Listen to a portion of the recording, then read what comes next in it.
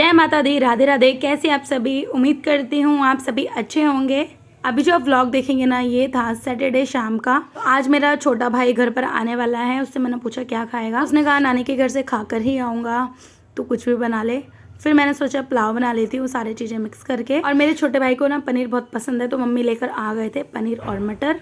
तो यहाँ पर मैं वेज पुलाव बनाने की तैयारी कर रही हूँ। तो सबसे पहले मैं आपको इसकी रेसिपी शेयर करूंगी। काफ़ी सिंपल है और बहुत टेस्टी बनकर तैयार होती है। सबसे पहले ना मैंने सोयाबीन को एक बर्तन में डाल के पानी डालकर गैस पर रख दिया है।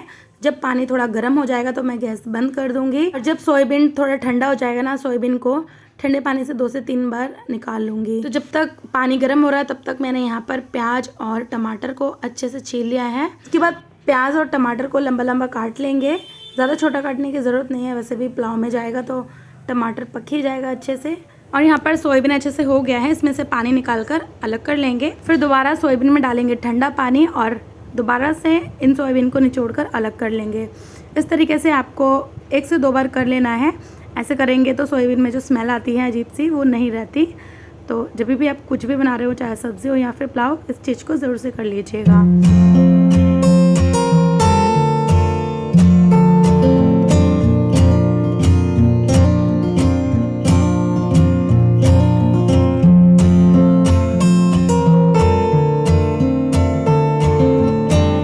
सोयाबीन आपको कर लेना है रेडी। और अब डाल दिया है मैंने कढ़ाई में तेल। तेल आप अपने हिसाब से डाल सकते हैं, जैसे भी आप कम या फिर ज़्यादा खाते हैं। सरसों के तेल को ना अच्छे से गर्म करना बहुत ज़रूरी है। तो जब तक ये अच्छे से गर्म हो रहा है ना, तब तक मैं यहाँ पर प्याज और टमाटर को काट लूँगी।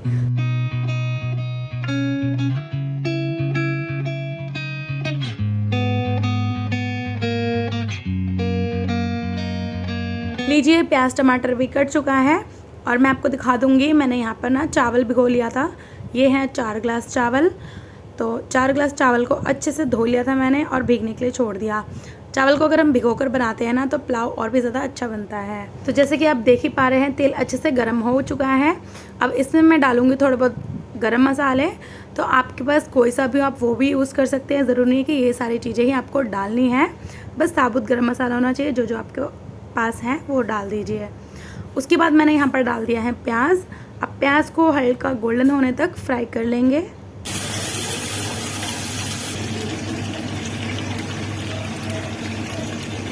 प्याज होने के बाद इसमें थोड़े बहुत मसाले और टमाटर ऐड कर देंगे। तो सबसे पहले मैंने डाल दिया यहाँ पर टमाटर। उसके बाद मैंने डाल दिया यहाँ पर सोयाबीन। स्वाद अनुसार मैंने नमक डाला है। इसी के साथ डाल देंगे 1 चम्मच धनिया पाउडर, 1 चम्मच मिर्ची पाउडर, आधा चम्मच हल्दी पाउडर, 1 चम्मच गरम मसाला पाउडर। अब इनको ना अच्छे से मिक्स करते हुए भून लेंगे। और जो भी टमाटर है ना, इनको कड़छी की मदद से अच्छे से मैश कर लेंगे इस तरीके से। तो 1-2 मिनट जब हम करेंगे ना, तो अच्छे से मसाला भुन जाएगा, एकदम इस तरीके का दिखने लगेगा आपको। ये हो चुका है। अब इसमें चलिए मटर डाल देते हैं और अब फिर से इनको चला लेते हैं 1 से 2 सेकंड के लिए। तो ये भी हो चुका है। अब इसमें मैं डाल दूँगी चावल। तो चावल अच्छे से भीग चुके हैं, इसमें जितना भी पानी है वो मैंने कर लिया है अलग। तो जैसे कि मैंने 4 ग्लास चावल लिया था ना, 4 ग्लास चावल में मैंने यहाँ पर डाला है 6 ग्लास पानी। यहाँ पर मैंने ज़्यादा क्वांटिटी में चावल लिया है, इसलिए पानी मैं कम ही ऐड करूँगी। इतने ही पानी की ज़रूरत है इसमें। अगर आप 1 ग्लास बना रहे हैं तो 1 ग्लास में 2 ग्लास पानी डाल सकते हैं, बट 4 ग्लास में 8 ग्लास पानी नहीं डाल सकते। तो इसलिए इस चीज़ का ध्यान रखना है। उसके बाद मैंने इसमें डाल दिया है पनीर और इसको अच्छे से कर लिया है मिक्स। अब चलिए ढककर इसमें 1 सीटी आने देंगे। 1 से ज़्यादा सीटी इसमें बिल्कुल आने नहीं देंगे, सिर्फ 1 ही सीटी लाना है। तो जब तक सीटी आ रहा है इसमें, तब तक मैं यहाँ पर किचन अरेंज कर लूँगी। मेरे हस्बैंड ऑफिस से आ चुके हैं, अभी आते ही वो सारा सामान ला के किचन में रख देते हैं। कभी कभी बेटी लेकर आ जाती है, बट आज हस्बैंड ने ही रख दिया था। तो यहाँ पर मैंने जो भी चीज़ें थी इसको अच्छे से अरेंज कर लिया है। सोच रही थी ना मैं इसमें आलू भी डालूँ, फिर बाद में मैं सोचा इतनी कुछ तो डाल रही हूँ, कोई बात नहीं, आलू डालने की ज़रूरत नहीं है। तो आलू मैंने नहीं यूज़ करा। आलू मैं रख के आ गई हूँ। किचन भी मैंने अच्छे साफ़ कर लिया है। और मेरे हस्बैंड ना नारियल पानी लेकर आ गए थे बेटी के लिए। उसकी तबीयत थोड़ी ख़राब है, उसको लूज़ मोशन भी लगा, ऊपर से बुखार भी आ रखा है। तो लूज़ मोशन बुखार वगैरह अगर होता है ना बच्चों को, नारियल पानी ज़रूर से देना चाहिए, बहुत अच्छा होता है बुखार में और लूज़ मोशन में, तो बहुत फ़ायदा करता है। इसके अलावा अगर आपके बच्चों को और भी कुछ प्रॉब्लम है ना, तो आप नारियल पानी ज़रूर से दीजिएगा। तो यहाँ पर आपने देखा पूरे किचन को मैंने कर लिया है अच्छे से साफ़। अब ना मैं इसको ग्लास में डालकर देखूँगी कितना है। 1 ग्लास तो होना ही चाहिए, क्योंकि अगर इसको बच्चे स्ट्रॉ से पियेंगे तो पता नहीं चलेगा कितना था, इसलिए ना मैं ग्लास में डालकर देखती हूँ। 1 गिलास तो होना ही चाहिए। अगर 1 गिलास से कम होता है ना फिर मैं एक और मंगवा लेती हूँ ताकि ज़्यादा क्वांटिटी में पी पाए। और जितना मैंने सोचा था ना उससे काफ़ी ज़्यादा पानी था इसमें, 1.5 गिलास पानी निकला था इसमें से। कोई भी हम महंगी चीज़ें लेकर आ रहे हैं ना घर पर, वो अगर सही निकलता है तो बहुत खुशी होती है, और अगर बेकार निकलता है ना तो बहुत दुख होता है। मुझे तो बहुत दुख होता है। मुझे तो ऐसा लगता है उन सारी हाउसवाइफ को दुख लगता होगा जो अपने घर की जिम्मेदारियों को बड़े ही अच्छे से निभाती है, खर्चा वगैरह सब कुछ अच्छे से मैनेज करती है। हर हाउसवाइफ अपने कामों में एकदम परफेक्ट होती है। तो बहुत बातें हो गई, मैं आ गई हूँ नारियल पानी लेके बेटी के पास। तो देखिए बहुत ज़्यादा इसकी तबीयत ख़राब है, कितनी ज़्यादा कमज़ोर भी हो गई है ये। वैसे ना ये आराम से पी लेती है, कोई भी परेशानी नहीं करती मुझे कि मैं नहीं पीऊँगी। एकदम मैंने जैसे दिया आराम से इसने पी लिया है। अब थोड़ी देर रेस्ट करने देते हैं इसको, और मैं आ गई हूँ किचन में। तो नीचे ना पानी ख़त्म हो गया था तो मैंने आरओ से भर लिया है पानी का, जो ये वाला जग है। उसके बाद मैं देकर आ गई थी नीचे। पीने का पानी ना ऊपर से नीचे लेकर जाना पड़ता है, कभी मैं ले जाती हूँ, कभी मेरा बेटा, कभी मम्मी। पानी रखकर फिर से मैं आ गई हूँ ऊपर। अब जो ये थोड़े बहुत बर्तन हैं इनको चलिए धो लेते हैं। ज़्यादा बर्तन नहीं है, थोड़े बहुत ही है।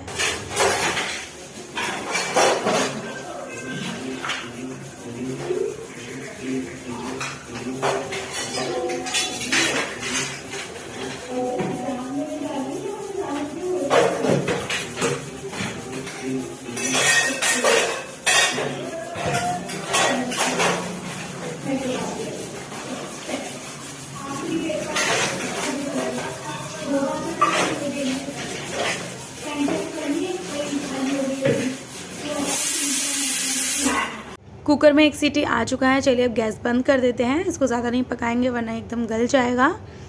तो यहाँ पर देखिए मेरा भाई भी आ गया है, आते ही सीधा किचन में आया। मानव भी गेम खेल रहा था।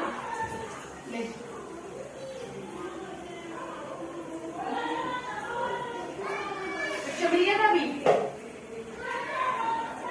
मोटा हो गया, मोटा हो गया, पतला कैसे हो गया?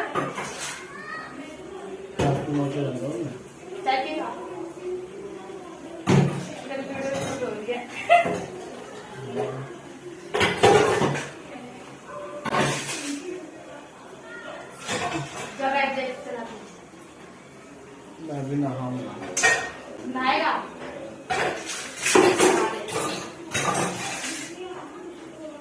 फाइनली सारे बर्तन धुल चुके हैं और कुकर में से प्रेशर भी ख़त्म हो चुका है। अब चलिए ढक्कन खोल देते हैं इसका। तो ये देखिए सिंपल और टेस्टी पुलाव बनकर तैयार है। अब ना मैं इसको एक बड़े से बर्तन में खाली कर दूंगी, क्योंकि खुले बर्तन में रहेंगे ना ये तो और भी खिले खिले रहेंगे, और अगर मैं इसको कुकर में ही छोड़ दूंगी तो ये आपस में चिपक भी सकते हैं। तो इसलिए कभी भी आप अगर ज़्यादा क्वांटिटी में चावल बना रहे हो, पुलाव या फिर बिरयानी, तो उनको ना आप एक खुले बर्तन में इस तरीके से फैलाकर रख दीजिए तो एकदम खिले खिले रहेंगे। उसके बाद ना मौसी का फ़ोन आ गया था, तो फ़ोन में मैं मौसी से बात कर रही थी, और एक कुकर ही बचा था तो मैंने सोचा उसे भी धो लेती हूँ एक ही बारी में, ताकि बर्तन इकट्ठे ना हो।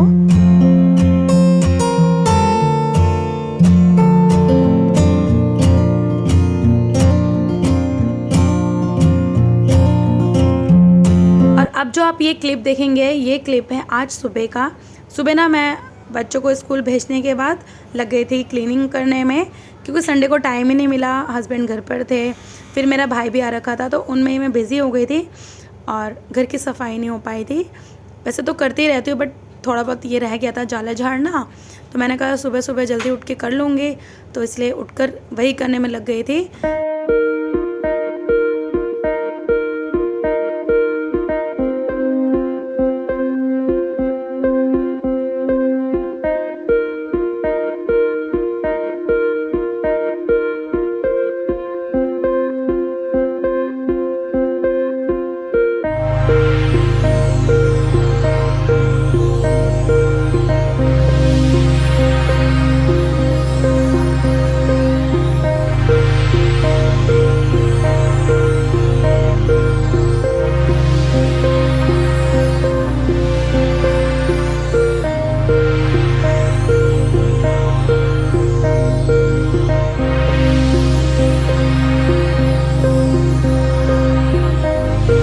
के बाद मैंने सारा डस्टिंग वगैरह सब कर लिया है। अब ये चादर बचा था चेंज करना, तो इसे भी मैंने कर लिया है चेंज। और अब चलिए लगा लेते हैं सारे घर में अच्छे से झाड़ू, क्योंकि अभी जाला वगैरह झाड़े देना तो वही सब गिरा हुआ है। तो चलिए इनको अच्छे से झाड़ू लगाकर उठा लेते हैं।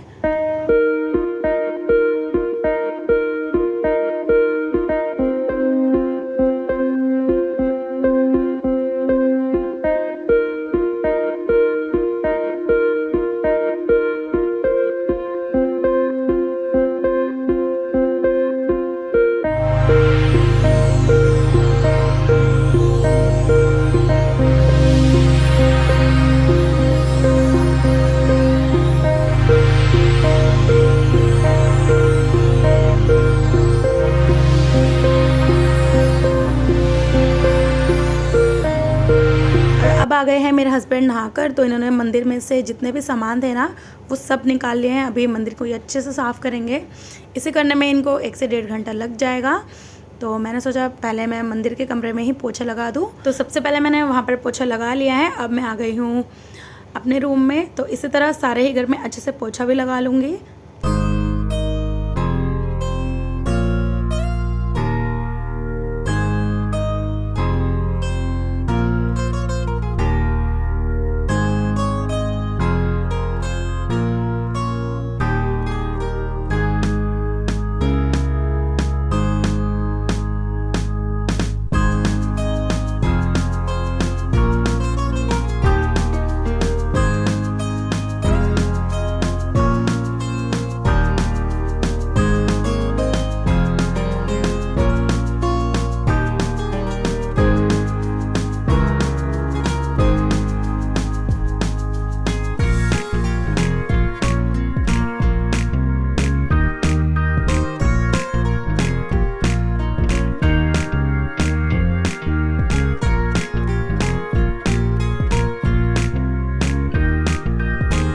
फाइनली यहाँ पर सारा घर अच्छे से साफ़ हो चुका है। अब चलिए दोनों बेड पर बेडशीट बिछा देते हैं।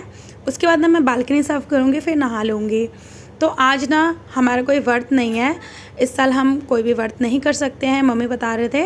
तो नॉर्मली जैसे हम पूजा करते हैं, अच्छे से मंदिर को साफ़ कर लिया है, प्रसाद वगैरह चढ़ाकर पूजा कर लेंगे, मंदिर को अच्छे से सजा लेंगे, बस इतना ही कर सकते हैं। व्रत रखने के लिए अभी मना है। अगर आप लोग मेरे वीडियो बहुत पहले से देख रहे हैं तो आपको पता होगा कि मेरी जो दादी सास है वो अभी इस दुनिया में नहीं रहे, इसलिए 1 साल का थोड़ा बहुत परहेज है, वही हम कर रहे हैं। तो मैंने यहाँ पर बेडशीट भी बिछा लिया है। अब चलिए सारे लाइट वगैरह बंद कर देते हैं और मैं आ गई हूँ बालकनी में। तो यहाँ पर मैंने डाल दिया है पानी। अब चलिए अच्छे से वाइपर लगा लेते हैं, उसके बाद पोछा लगा लेते हैं। तो यहाँ ख़त्म हो जाएगा मेरा सारा सुबह का काम। उसके बाद बाकी है नाश्ता बनाने का, तो नहाकर बस वही करना है। चलिए कर लेते हैं उनको भी।